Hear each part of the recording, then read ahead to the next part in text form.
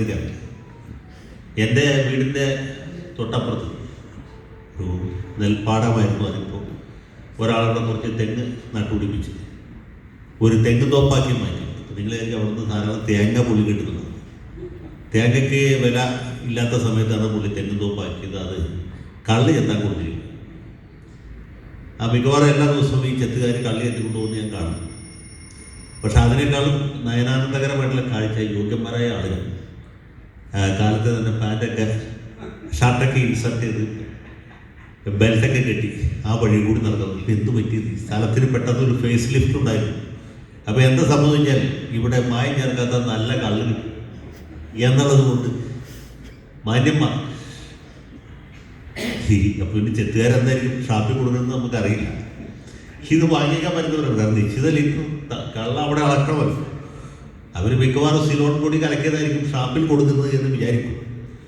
പക്ഷേ യോഗ്യന്മാർ ദിവസവും നമ്മുടെ മുറ്റത്ത് കൂടി നടക്കാൻ തുടങ്ങിയിരിക്കുന്നു എന്നുള്ള സന്തോഷകരമായിട്ടില്ല. അപ്പോൾ ചൂണ്ടപ്പര കൃഷിയാണ് അദ്ദേഹത്തിന് ഇതുപോലുള്ള കാഴ്ച കാണാൻ കഴിയും. ഇപ്പോൾ മായം ചേർക്കാത്ത കള്ള് നാട്ടിൽ കിട്ടാനില്ല എന്നത് ഞാൻ പറയാൻ പോകുന്നത്. സത്യത്തിൽ അദ്ദേഹം പറഞ്ഞാൽ കാതലായിട്ടുള്ള കാര്യമില്ല. ഇവിടെ കർഷകരാണെങ്കിലും വ്യാപാരികളാണെങ്കിലും ഒരു തൊഴിൽ ചെയ്ത് ജീവിക്കാൻ ആഗ്രഹിക്കുന്ന ആളുകളാണെങ്കിലും പലതരത്തിലുള്ള വള്ളിക്കെട്ടുകളിൽ കുടുങ്ങി ബുദ്ധിമുട്ടുന്നത് നമ്മൾ കാണുന്നുണ്ട്. PMS ഒരുപാട് നല്ല ഉദ്ദേശത്തോടി കൊണ്ടുവന്ന ഒരു ആശയമാണ് ഈ അധികാര വികേന്ദ്രീകരണം. അത് ആദ്യം മുഖ്യമന്ത്രിയായ 1957 ഈ പുതിയ പഞ്ചായത്ത് നിയമം ആ രീതിയിൽ രൂപകൽപ്പന ചെയ്യണമെന്ന് ആഗ്രഹിക്കും. അതിന് വേണ്ടിയിട്ട് ഒരു വലിയ ഭരണാധികാര പരിഷ്കരണ കമ്മീഷനെ ഏർപ്പെടുത്തി.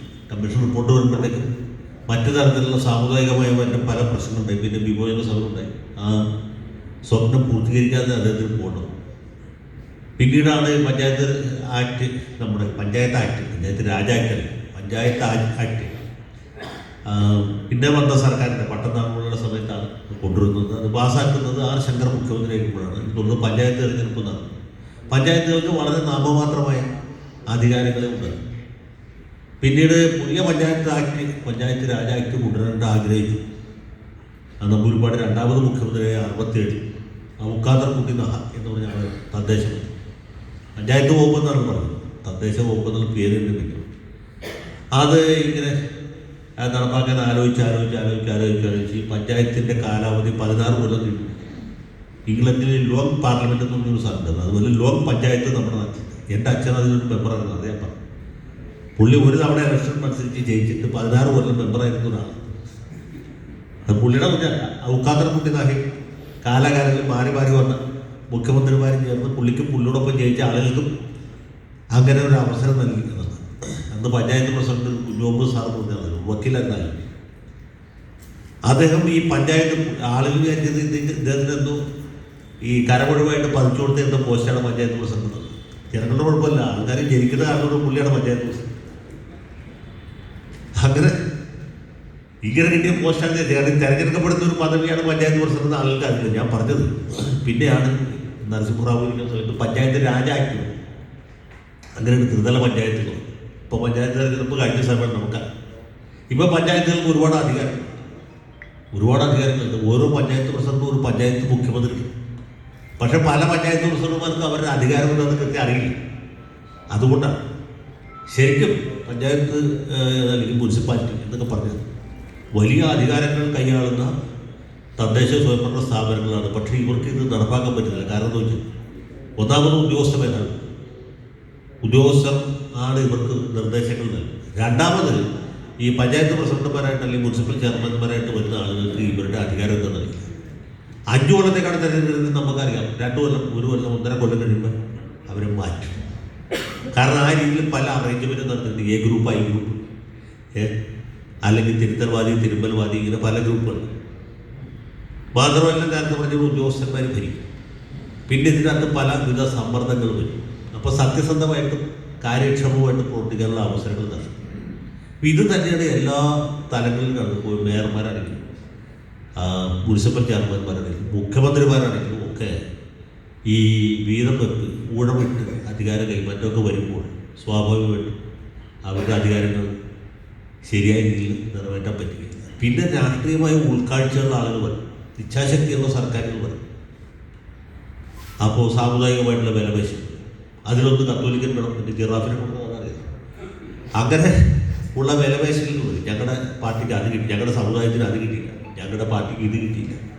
അതെ, ഓരോ ഇയർലി പാർട്ടികളും ആനുവൽ പാർട്ടികളൊക്കെ പാർട്ടി വിടർത്തി പണം വിടർത്തിക്കുന്നത് ആവശ്യങ്ങൾ ഉമ്മൻചാണ്ടിക്ക് പറ്റിയതാണ്. അദ്ദേഹം കഴിവുള്ള മനുഷ്യരാണ്, പക്ഷേ കഴിവുകൾ ഉപയോഗിക്കാൻ പറ്റിയില്ല. കാരണം 1-2 MLA മൂത്രമൊഴിക്കാൻ പോയ മന്ത്രിസഭ നടക്കുന്നു.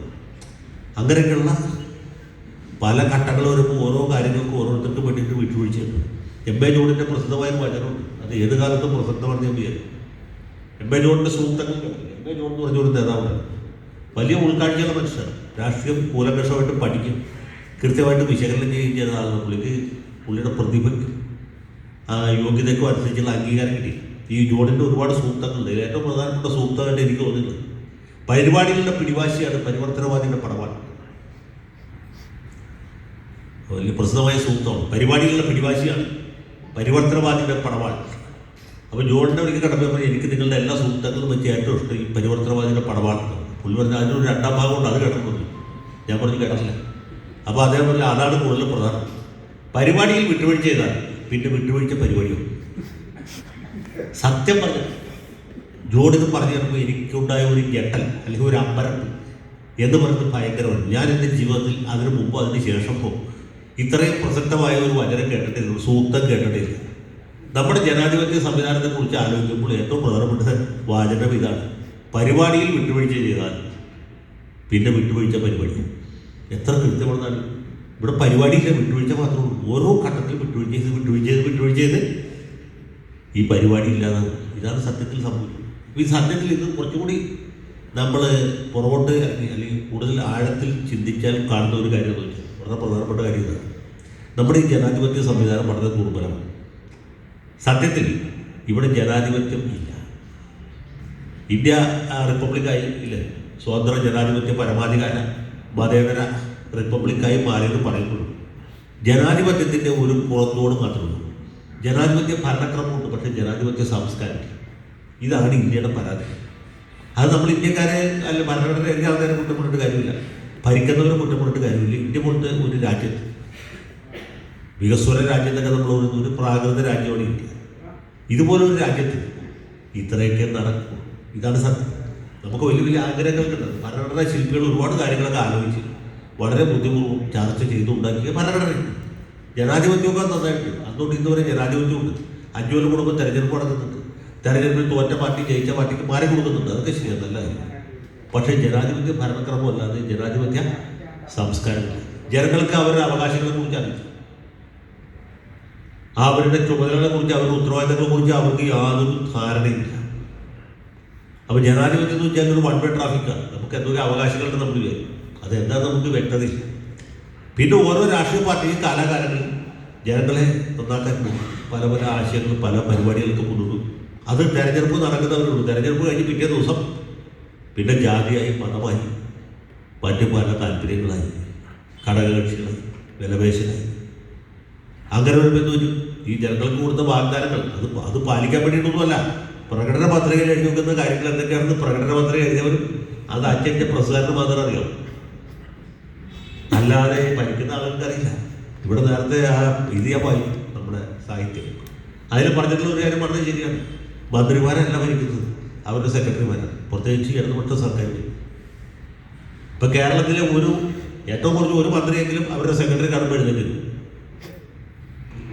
കാരണം മന്ത്രി പാർട്ടിയിലെ കീഴ്സ്ഥാനീയ, സെക്രട്ടറി മേൽസ്ഥാനീയ.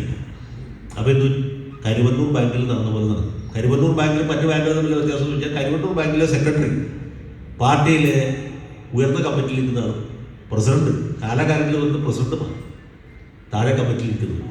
അപ്പോൾ സെക്രട്ടറി കാണുമ്പോൾ പ്രസിഡന്റ് എടുക്കും. അപ്പോൾ സെക്രട്ടറി നടത്തുന്ന അല്ലെങ്കിൽ ജീവനക്കാർ നടത്തുന്ന തട്ടിപ്പുകൾ, കൊള്ളകൾക്ക് മീതെ തിരഞ്ഞെടുക്കപ്പെട്ട ഭരണസമിതിക്ക് യാതൊരു അധികാരമില്ല. ഈ കമ്മിറ്റിക്കാർ പോകുന്നത് ചായ കുടിക്കാൻ, പരിപ്പോടെ തിന്നാനും മാത്രം. അവിടെ എന്തൊക്കെ നടക്കുന്നുള്ളതിനെ പറ്റി അവർക്ക് അറിയാൻ പറ്റില്ല. അപ്പോൾ ഈ കളവ് കൊള്ളാൻ മാത്രം. ഇത് തന്നെയാണ് ഉദ്യോഗസ്ഥ തലത്തിൽ നടക്കുന്നത്. ഇടതുപക്ഷം മാറി വലതുപക്ഷം വന്നാലും, വലതുപക്ഷം മാറി BJP വന്നാലും ഉദ്യോഗസ്ഥന്മാർക്കില്ല.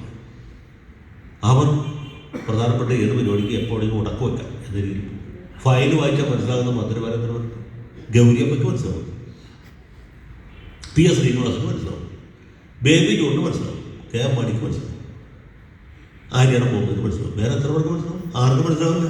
ഇവർ വിരൽ നോക്കുന്നിടത്ത് ആ ഗ്രൂപ്പ്. അങ്ങനെ വരുമ്പോൾ ഓരോ അസംബന്ധം ഇങ്ങനെ ഓരോ ദിവസം നടന്നുകൊണ്ടിരിക്കും.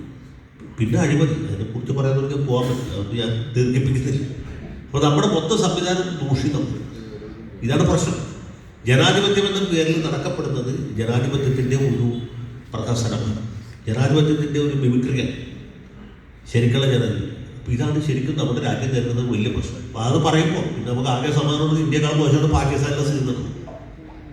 നമ്മുടെ വീട്ടിൽ കറണ്ട് പോകുമ്പോൾ നമ്മൾ അയൽവക്കത്തെ വീട്ടിലേക്ക് പോകുക, അവിടെ പോയിട്ടുള്ളത്, അവിടെ പോയിട്ട് പിന്നെ സമാധാനം വരുമ്പോൾ ഒരുമിച്ച് വരുള്ളൂ, നമ്മുടെ വീട്ടിൽ മാത്രമല്ല. ഇപ്പോൾ നമുക്ക് ആകെ സമാധാനമുള്ളത് ഇന്ത്യയുടെ സ്ഥിതി മോശമാണ്, അതിനേക്കാൾ മോശമാണ് പാകിസ്ഥാൻ, അതിനേക്കാൾ മോശമാണ് മ്യാൻമർ, അതിനേക്കാൾ മോശമാണ് നമ്മുടെ സിലോൺ എന്ന് ഇപ്പോൾ ശ്രീലങ്ക എന്ന് വിളിക്കുന്ന സിലോൺ. അപ്പോൾ നോക്കുമ്പോൾ ഇന്ത്യയിലെ ജനാധിപത്യം ആകെ കൂടി നോക്കുമ്പോൾ വലിയ തിരക്കില്ല. 5 കൊല്ലം കൂടുമ്പോൾ തിരഞ്ഞെടുപ്പെടുന്നു. ബംഗ്ലാദേശ് വെച്ച് നോക്കുമ്പോൾ ഇന്ത്യ ഭേദമാണ് ഇല്ലേ, പാകിസ്ഥാൻ വെച്ച് നോക്കുമ്പോൾ ഇന്ത്യ വളരെ ഭേദമാണ്. പാകിസ്ഥാനിൽ 5 കൊല്ലം തികച്ച സർക്കാരുകൾ കുറവാണ്. ഇത് തികച്ച സർക്കാരിൻ്റെ പട്ടാളത്തിൻ്റെ തോക്കിൻ മുനയിലാണ്. പാകിസ്ഥാനിലെ പ്രധാനമന്ത്രിക്കല്ല, പട്ടാള മേധാവിക്കാണ് കൂടുതൽ ബഹുമാനം കിട്ടുന്നത്, ആദരവ് കിട്ടുന്നത്. കാരണം എന്ന് വെച്ചാൽ പട്ടാളത്തിൻ്റെ കീഴ്സ്ഥാനീയരാണ് പ്രധാനമന്ത്രി. എപ്പോൾ വേണമെങ്കിലും പ്രധാനമന്ത്രിയെ കഴുത്തെ പിടിച്ച് മാറ്റാനുള്ള അധികാരം പട്ടാള മേധാവിക്കുണ്ട്. അതുകൊണ്ട് പട്ടാളത്തിന് കാണുമ്പോൾ ഇയാൾ എഴുന്നേറ്റ് സെലൂട്ട് അടിക്കും. ഇവിടെ അത്രയില്ല. പ്രധാനമന്ത്രിയെ കാണുമ്പോൾ പട്ടാള മേധാവി സെലൂട്ട് അടിക്കും, അവിടെ പട്ടാള മേധാവിയെ കാണുമ്പോൾ പ്രധാനമന്ത്രി സെലൂട്ട് അടിക്കും. അപ്പോൾ ഇതാണ് ഈ മൂന്നാലോക രാജ്യങ്ങളുടെ മുഴുവൻ സ്ഥിതിയാണ്. ആഫ്രിക്കൻ രാജ്യങ്ങളുടെ കാര്യം നിങ്ങൾ കണ്ടു. അതിൻ്റെ കാരണം ഇതാണ്. ഈ വികസിതമായ യൂറോപ്യൻ രാജ്യങ്ങളിൽ അതിൽ തന്നെ ചെറിയ ചെറിയ രാജ്യങ്ങൾ, നമ്മുടെ പോളണ്ട് പോലെ, ഡെൻമാർക്ക് പോലെ, നോർവേ, ഫിൻലൻഡ് പോലെയുള്ള രാജ്യങ്ങളിലാണ് ശരിക്കും ജനാധിപത്യം വിജയിക്കും. അവിടെ തെരഞ്ഞെടുത്ത് ജയിച്ചു പോകുന്ന ആളുകൾക്ക് തെരഞ്ഞെടുത്ത ആളുകളോടാണ് ഉത്തരവാദിത്വം. അവിടെ മുഖ്യമന്ത്രിക്ക് അല്ലെങ്കിൽ പ്രധാനമന്ത്രിക്ക് 46 വാഹനങ്ങളുടെ അകമ്പടിയും ഉണ്ടാകും. പ്രധാനമന്ത്രി സ്വിറ്റ്സർലൻഡിലെ പ്രധാനമന്ത്രി ട്രെയിനിൽ ടിക്കറ്റ് എടുത്ത യാത്ര, ഫ്രാൻസിലെ പ്രധാനമന്ത്രി ഇമ്മാനുവൽ മാക്രോ എന്ന് പറഞ്ഞ ആളാണ്, ചെറിയ ആളൊന്നുമല്ല. അയാൾ സാധാരണ ഇന്ത്യൻ കോഫി ഹൗസ് പോലുള്ള കടകളിൽ പോയിട്ടാണ് ചായ കുടിക്കും. പുള്ളിയോട് അംഗരക്ഷകരുണ്ടോ, അവർ അതേ കസേരയിൽ തന്നെ അപ്പുറത്തെ കസേരയിൽ ചായ കുടിക്കുമ്പോൾ പുള്ളി വെയിറ്ററിന് എല്ലാം ടിപ്പ് കൊടുക്കുന്നത്, കൗണ്ടറിൽ കൊണ്ടുപോയി ടിപ്പ് കൊടുത്ത് അല്ല പൈസ കൊടുത്ത് സ്ഥലം പറഞ്ഞ് വീട്ടിൽ പോകും. ഇയാൾ വരുമ്പോൾ ഒരാൾ എഴുന്നേറ്റ്, ആരെ ഫ്രഞ്ച് പ്രധാനമന്ത്രി എഴുന്നേക്കേണ്ട ആവശ്യമില്ല, അവർ വോട്ട് ചെയ്തിട്ടുള്ളൂ, അദ്ദേഹം ജയിച്ചാൽ അവരെ കാണുമ്പോൾ പുള്ളി എഴുന്നേറ്റുള്ളൂ. അതാണ് ശരിക്കുള്ള ജനാധിപത്യം. പക്ഷേ ഇവിടെ അങ്ങനെയല്ല. ഇപ്പം ഞാൻ ഏതെങ്കിലും ഒരാളെ ഉദ്ദേശിച്ച് പറഞ്ഞതല്ല, ആര് ഭരിച്ചാലും ഇതിന് വലിയ വ്യത്യാസവും വരപ്പെടും, കൊടിയുടെ നിറത്തിൽ വ്യത്യാസമുണ്ട്. പക്ഷേ ജനാധിപത്യ സംസ്കാരം ഇല്ലാത്ത രാജ്യത്ത് ഇതുപോലുള്ള പല കോമാളിത്തരങ്ങളും. അപ്പോൾ മുഖ്യമന്ത്രിയെ പ്രശംസിച്ചുകൊണ്ട് കൈകുട്ടിക്കളി നടക്കും, തിരുവാതിരക്കളി നടക്കും, ഇല്ലേ, ഓട്ടം തുള്ളൽ നടക്കും, മറ്റു പലതും നടക്കും. അതെന്താ വെച്ചാൽ ജനങ്ങൾക്ക് അവരുടെ അവകാശങ്ങളെ കുറിച്ചോ അവരുടെ ഉത്തരവാദിത്തങ്ങളെ കുറിച്ചോ അറിവില്ലാത്തതുകൊണ്ടാണ്. അതിപ്പോൾ ഞാൻ വിചാരിച്ചാലും നിങ്ങൾ വിചാരിച്ചാലും അതിൽ മാറ്റം വരാൻ പോകുന്നില്ല. പക്ഷേ ഇതിനെക്കുറിച്ചുള്ള ചിന്തകൾ ഈ വിദ്യാഭ്യാസമുള്ള ആളുകളിൽ നിന്നുണ്ടാകണം.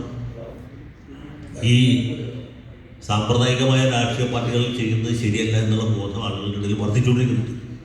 അതൊരു നല്ല സൂചനയാണ്. ഇപ്പോൾ ഇന്ത്യ അഗൻസ്റ്റ് കറപ്ഷൻ എന്ന് പറഞ്ഞ പ്രസ്ഥാനം അണ്ണാ ഹസാരെ അവരുടെ മുമ്പിൽ നിർത്തിയ ഒരാളാണ്.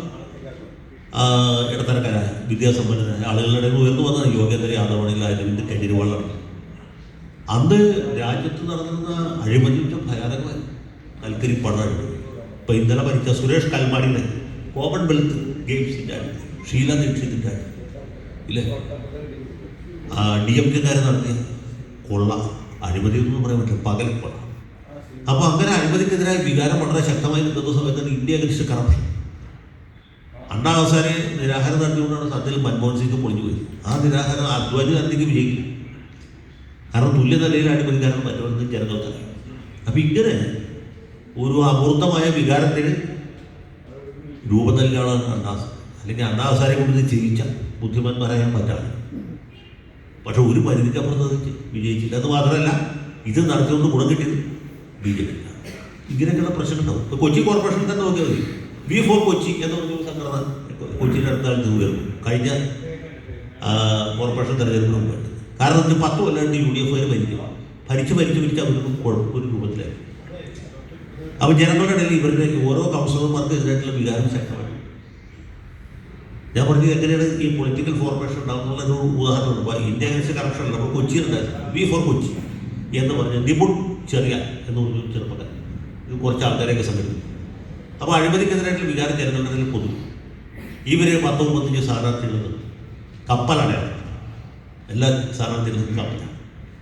അപ്പോൾ ഈ അഴിമതിക്കെതിരായിട്ടുള്ള വികാരമുള്ള ആളുകൾ ഭൂരിപക്ഷം തരും ഇവർക്ക് വോട്ട്. അപ്പോൾ എന്ന് പറഞ്ഞാൽ കോൺഗ്രസിൻ്റെ സ്ഥാനാർത്ഥികൾ തോന്നി, അതിൻ്റെ ഗുണം കിട്ടിയത് LDF. പിന്നെ LDF കുറച്ചുകൂടി ബുദ്ധിയുള്ളവരായിട്ട് വിവേകമുള്ളവരായിട്ട് എന്താ വെച്ചാൽ അവരുടെ വളരെ കറക്റ്റായിട്ടുള്ള കൗൺസിലർമാരെ കിട്ടും, അവരൊക്കെ പിന്നും അതിന് പകരം പുതിയ കുറച്ചുകൂടി ചെറുപ്പക്കാരായ ആളുകളെ, സ്ത്രീകളെ കൂടുതലായിട്ട്. അപ്പോൾ അതിൻ്റെ ഗുണം സ്വാഭാവികമായിട്ട് LDF കിട്ടി. ഇങ്ങനെയാണ് കൊച്ചി കോർപ്പറേഷനിൽ പോലും ഈ അഴിമതിക്കെതിരായിട്ടുള്ള വികാരം ചിലവായി. ഞാൻ പറഞ്ഞത് V4 കൊച്ചിയുടെ ഒരാളെ പോലും അവർക്ക് ജയിപ്പിക്കാൻ പറ്റില്ല എന്ന് മാത്രമല്ല, പിന്നെ നെബൂൺ ചെറിയ കുറച്ചപ്പോൾ ജയിലിൽ പോയി, കോടതി അലക്ഷൻ കേസ്. അപ്പം ഇങ്ങനെയൊക്കെയുള്ള പ്രശ്നങ്ങളാണ് ഇതിനകത്തുള്ളത്. ഇത് ഏതായാലും നല്ലൊരു തുടക്കമാകട്ടെ എന്ന് മാത്രം ആശംസിച്ചുകൊണ്ട് ഇത് ഉദ്ഘാടനം ചെയ്താൽ ഒരിക്കൽ കൂടി പ്രഖ്യാപിച്ചുകൊണ്ട് ഞാൻ മറുവാർത്തകൊണ്ട് പ്രഖ്യാപിച്ചുകൊണ്ട് അവസാനിപ്പിക്കേണ്ട എല്ലാവർക്കും അഭിവാദ്യങ്ങൾ. ജയിക്കും എനിക്ക് കോടതിയിലേക്ക് തിരിച്ചു പോകണം എന്നുള്ളതുകൊണ്ട് വിട പറയുകയാണ്. പിന്നെ